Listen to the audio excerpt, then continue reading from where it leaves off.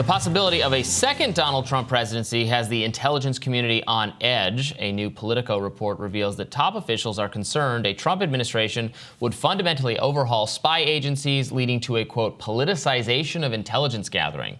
But investigative journalist Matt Taibbi's recent reporting unveils that politicization of intelligence agencies might not be a new thing at all. Case in point, the Trump-Russia narrative. Now, in a new post on his Substack, Taibbi reveals that far from remaining politically neutral, the CIA actually concealed evidence that Russia favored Hillary Clinton in 2016, not the other way around. And in another post, Taibbi and colleagues Michael Schellenberger and Alex Gutentag expose how the government is concealing documents that incriminate the intelligence community for illegal spying and even election tampering.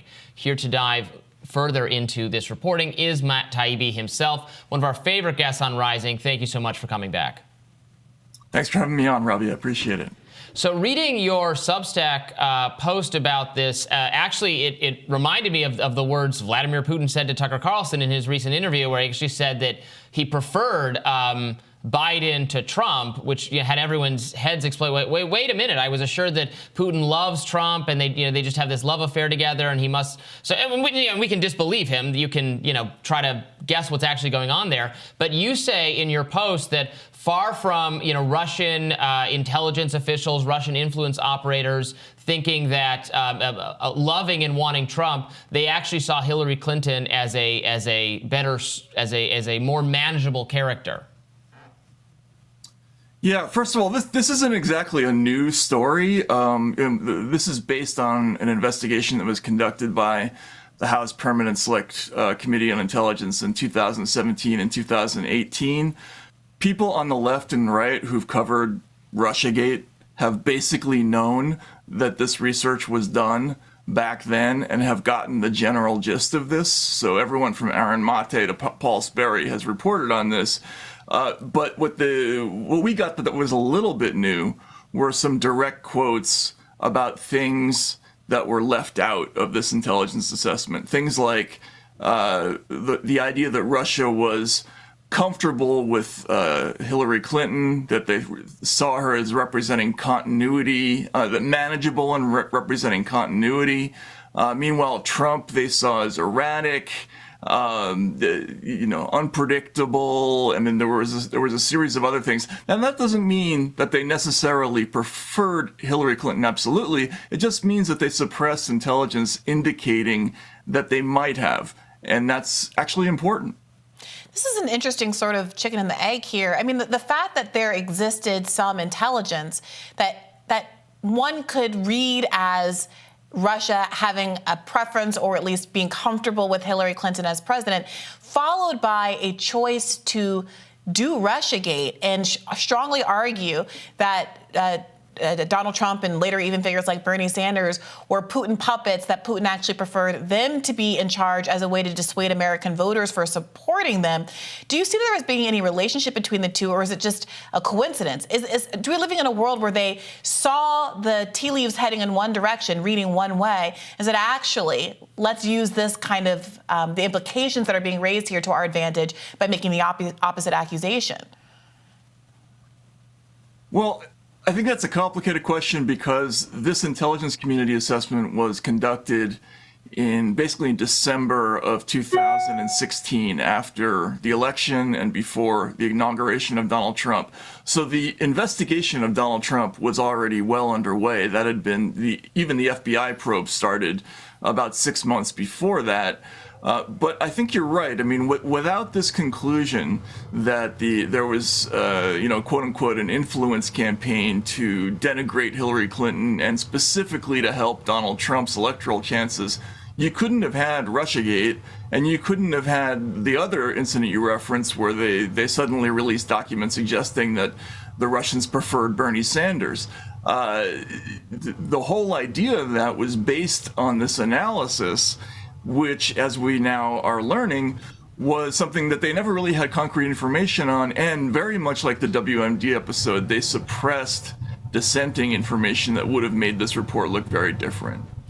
Right, I think that's the key. What you're saying is the actual picture was mixed. And this makes sense. Russia actually evaluated the candidates and decided that they sort of had strengths and weaknesses to both of them. But what you heard and what the media constructed following the intelligence and what intelligence people were saying to the media was that Russia preferred Trump to such a degree that there is still to this day open speculation by people like Nancy Pelosi and Jen Psaki that Trump must be paid by or blackmailed by or something there with respect to Putin. So powerful is the idea in the media that Russia preferred Trump to that degree. Right, and I talked to people who did these kinds of analyses before this episode, who worked in the intelligence community, and one of the things they said to me is, you're not going to get a document that says we prefer Donald Trump or we prefer X. That's just it's going to be very rare for that to happen. So you're always sort of making inferences and drawing conclusions, which is a legitimate intelligence activity. Of course, you can do that. The issue here is that they did say this concretely, that Russia actually preferred Trump and that they wanted to denigrate Hillary Clinton. And what was that based on? Over time, it came out that this was based on just a very few sources. In fact, there was one particular human source that eventually was described as being instrumental in making this conclusion. And this was somebody that really only Director John Brennan had direct access to. So a whole lot of eggs were placed in one basket, and we don't know exactly what was in that basket to this day. And that's why this whole thing about reporting, with unnamed sources, with intelligence officials telling you what they think, you always have to be skeptical because you never know what the evidence is based on. So the important real takeaway and implication here seems to be that the intelligence agencies are putting their thumb on the scale for Democrats. So they preferred Hillary Clinton, and the framing of this is the Donald Trump, potential Donald Trump second term, going to set the intelligence agencies on edge? But I want to ask you, do they really need to be worried given Donald Trump's lack of follow through on really doing anything to reform the intelligence agencies during his first term? Is there any reason to believe that the intelligence agencies would really be threatened meaningfully by Donald Trump returning to office? I mean, I haven't done this story yet, but I think that there's significant reason to believe that the if there was a second Trump administration, that they would take much more seriously the idea that they need to clean house in the intelligence services and prevent certain things from happening a second time around. Now, whether they have the competence to bring that off is another question. But this story is significant because, if it is indeed true that they cooked this intelligence and that story was not right from the beginning, we're talking about almost 8 years of news stories and propaganda that were based on a faulty premise. And that's pretty significant, especially since they keep reviving the same idea. And they just did it a couple of weeks ago. They're saying again that there's going to be interference in the 2024 campaign. I think it's time to maybe put these stories to rest until they show actual proof. Yeah, and perhaps put to rest the idea that these agencies or the people who staff them are not politicized and are only going to be politicized in the event that Donald Trump makes them so. I mean, these were government employees helping to tip the scales on political questions, policy questions. The idea that it's not politicized is laughable, but I suppose there are still people in the media who are pursuing that kind of idea, or pushing that kind of idea, I should say. Yeah, and it's amazing that we haven't learned our lesson. I mean, the WMD episode, which was similar but not exactly the same as this, remember in 2002 they put out what's called the National Intelligence Estimate, which is a pretty big formal document that does actually include all of the intelligence agencies. Back then it was 16, it would be 17 now. The thing they put out in 2016 and 2017 was called an Intelligence Community Assessment.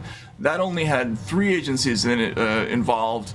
It was a hand-picked team, And within that team, they actually suppressed some opinions. So they kept out some agencies that didn't think that this was true, like the State Department and the Defense Intelligence Agency.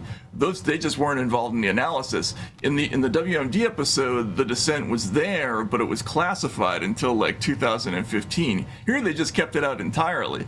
So we should have learned our lesson from the WMD episode that they can manipulate these things to come up with any kind of conclusion that they want, as long as they're controlling when the information is released. And that's the same here. I mean, we're learning about it 8 years later, but it's way too late to affect public opinion on it.